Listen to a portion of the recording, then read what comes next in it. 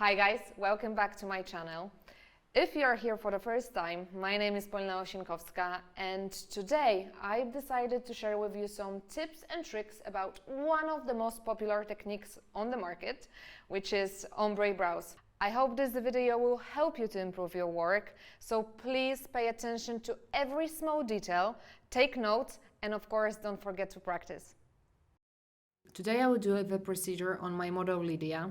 The pigment I use is a mix of pigments Passion and Artistic in proportion 1:1 with a drop of yellow correction pigment. When you decide to mix colors, make sure you mix them properly. First, the very important thing you have to remember is to hold the needle in the pigment for at least 3 seconds and let the needle pull the pigment up. Pigment sits in the tip of the cartridge and we can start the pigmentation. First thing I do is a contour. I have to outline the brow so I don't lose the shape which was accepted by the client. I start the outline from the tail. I work alternately and segmentally. Each skin absorbs pigment differently, and that's the reason why I want to make sure my pressure is okay. I work only with the tip of the needle. My movements are short and constant. Skin should be stretched properly, so there is no visible vibration on the surface of the skin. And as you can see, when I stretch, I place my hand on the brow. Thanks to translucent powder, my drawing doesn't smudge.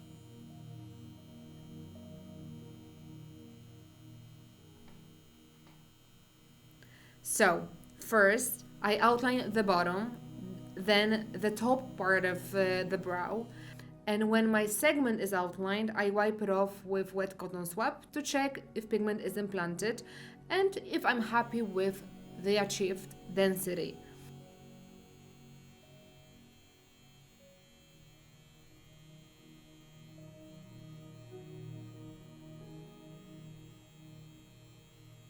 Line should be sharp, but thin and visible only to you.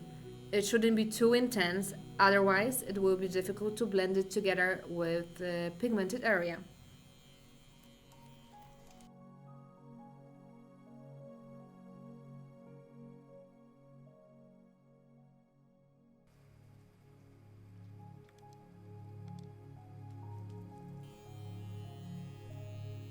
Length of the needle I set at 1.7 millimeters.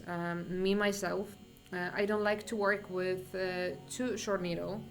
I'm sure some of you will agree that some pigments, especially liquid pigment, spill on the brow and the work become messy. We want to avoid such situations. In case there is no pigment in the skin, go over it again and increase your pressure, but remember, not too much. Segmental work, believe me or not, helps to avoid losing the pre-drawn shape. Imagine, you outline the brow, you wipe it off, and there is no outline. And you have to draw it again. Or, worst scenario, your outline is so intense that it will be visible even when you finish the procedure or when brows heal. Segmental work can save you. In case you go too deep and the line is too dark, you can somehow blend it, or you can avoid repeating the same mistake on full brow. When contour appears too intense, change your pressure, correct your hand position so it feels stable, and make sure you stretch the skin properly. Remember that seeing pigment on the skin doesn't always mean the pigment is in the skin. Don't be afraid to wipe off the pigmented area. You will have to do it anyway. Don't repeat mistakes commonly made by artists. Very often, the fear of losing the shape makes them keep going without checking if the pigment is in the skin or in general, if the contour looks the way they wish it to look. Contour on the bottom is not pigmented from the very beginning of the brow. Since I want to create soft bulb, I leave about half of centimeter and I will shade beginning with one-way shading movement. On the video, you can see inward movement. I mark top part of the brow with shading motion, following the natural hair growth starting from the arch. If you are a beginner, you can outline the top part by simply following the top line of your drawing, Or if you are more advanced, try to scratch it with direction of hair, the way I do it.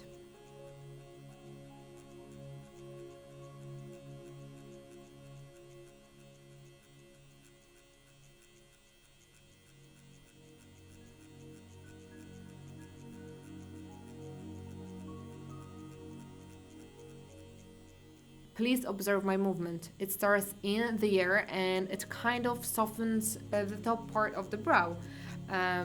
During this step, you cannot rush. Try to scratch the same area for at least a few times. Remember about pigment and proper stretch. You should hear a scratching sound during the procedure. Check your work, and in case some pigment is missing, go over the same area one more time.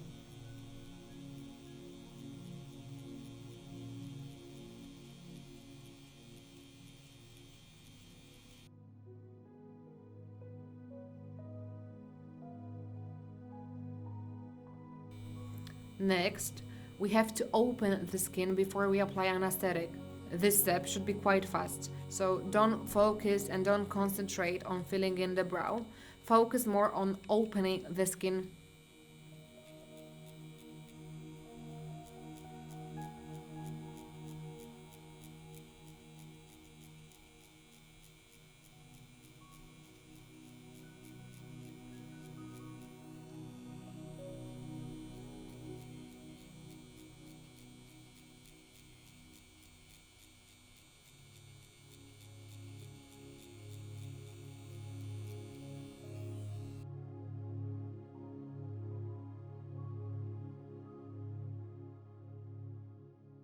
I apply numbing gel and I leave it until I outline the left brow.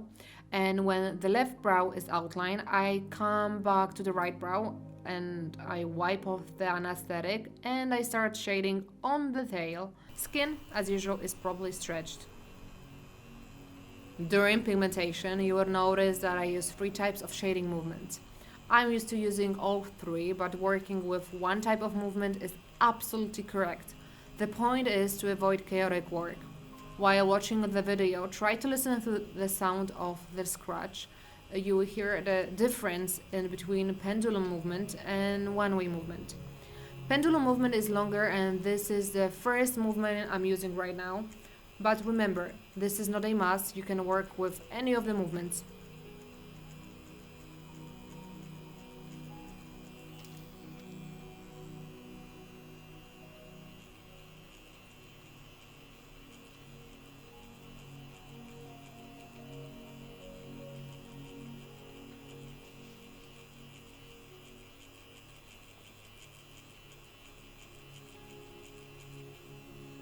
I work from one edge to the other.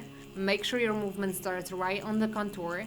This is very important, and I know that some artists are afraid of working outside the contour and they start shading next to the line instead of on the line. This can create unwanted gaps and it can change the thickness of the brow.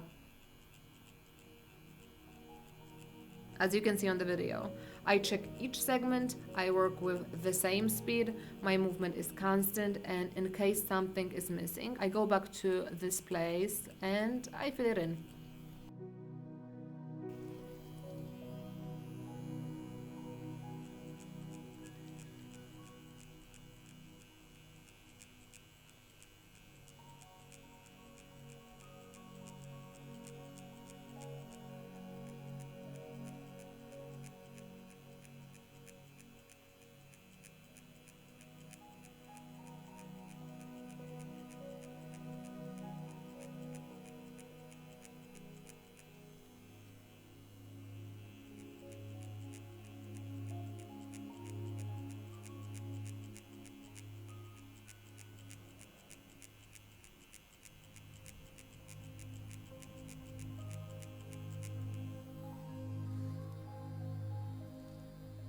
When I'm closer to the arch, I start to create a kind of fun movement. On the top part, I shade following natural hair growth. My movement is diagonal, and when I come closer to the middle part, I change the direction of my shading. My movement is parallel to the bottom part of the brow.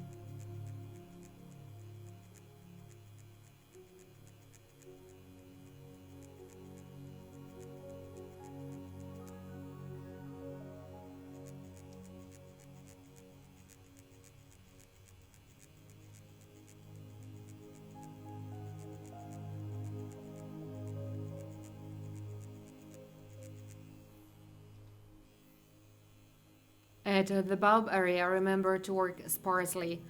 We want to keep this part of the brow soft and transparent. Bottom part of the bulb is longer than the top part.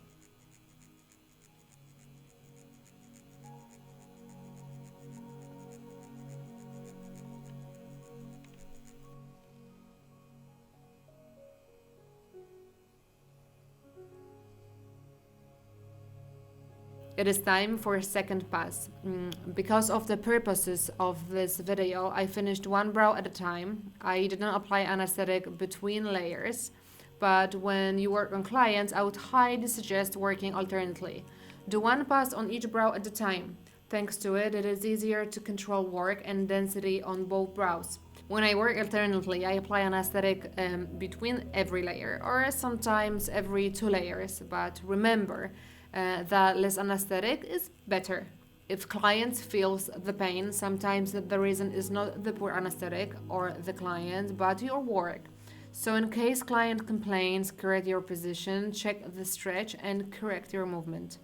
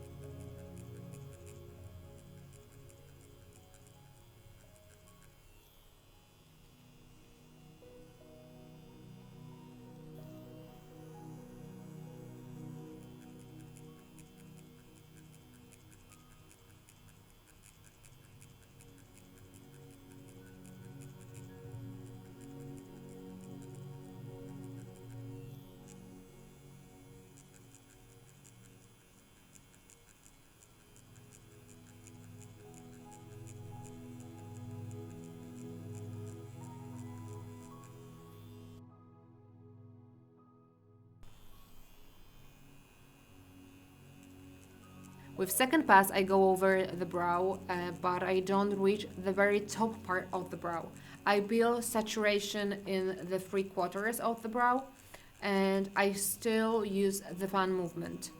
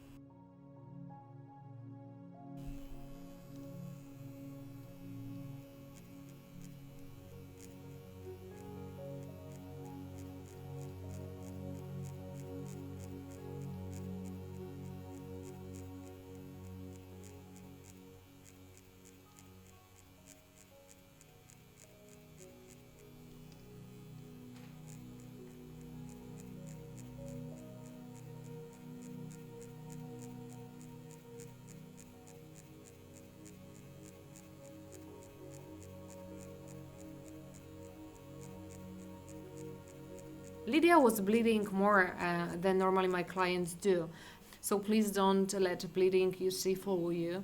My movement always starts in the ear and ends in the ear as well.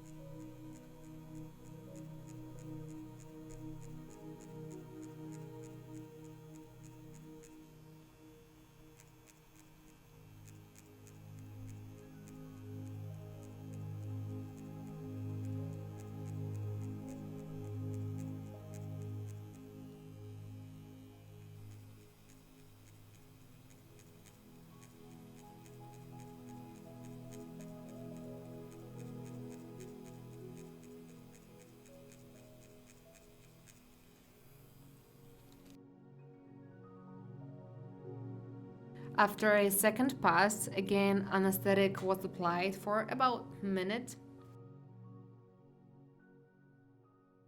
During pigmentation, make sure you observe your work. Very often, the tail becomes problematic area. Artists have tendency to either leave this area too transparent, unconsciously extend the tail, or the complete opposite. They don't control their pressure, and tails after healing and immediately after pigmentation are gray and over-pigmented.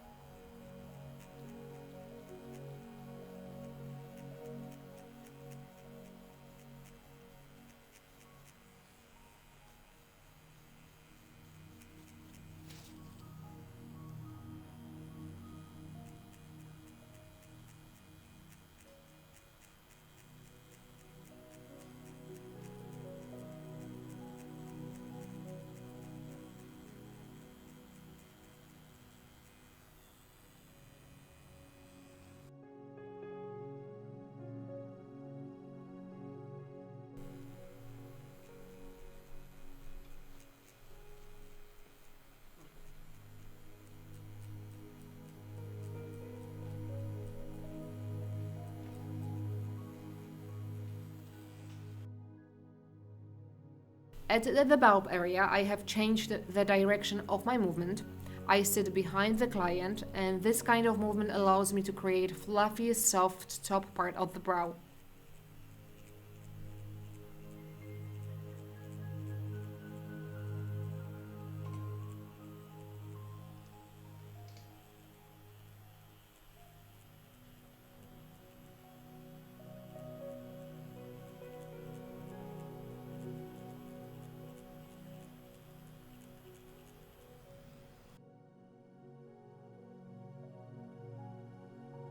It is time for the last pass, or I should say, it is time for final touches.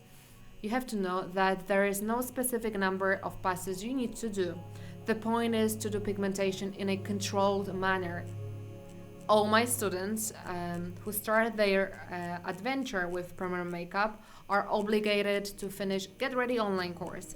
It is a course which teaches all the movements and most importantly, it teaches to control the work. With my final touches, I fill in missing gaps. I add pigment in areas I think it should be added. For example, if saturation, in my opinion, needs to be strengthened.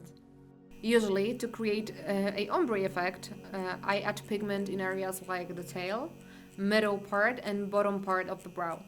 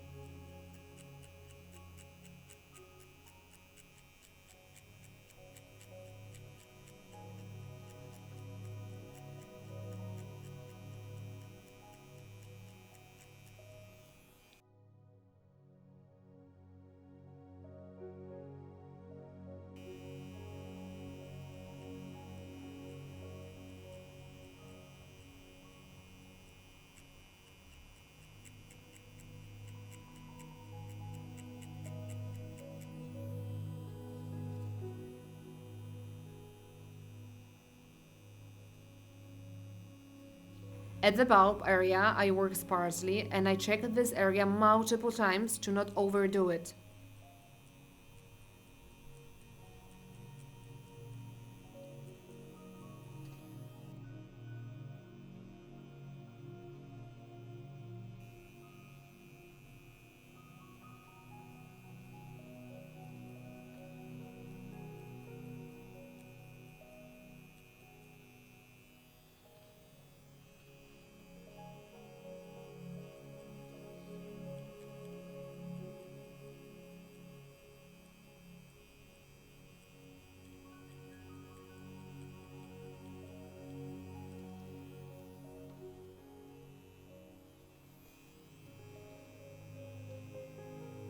With pointillism technique, remember not to create visible dots on the skin and place the dots irregularly.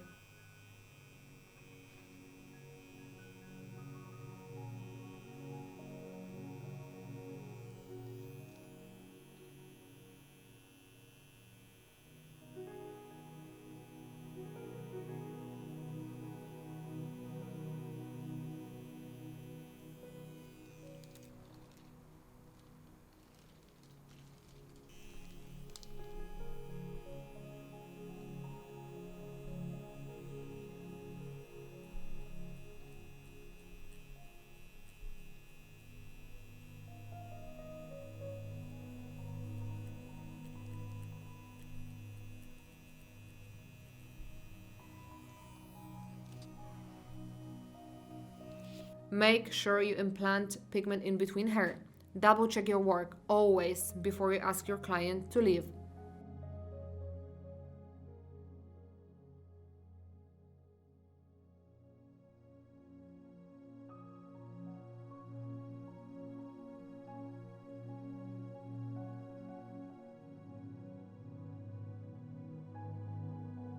Thank you guys so much for watching. I've listed all the products I used in the section down below. Remember that if you enjoyed the video, don't forget to give a thumbs up, subscribe to my channel, and I will see you very soon on the next one. Bye!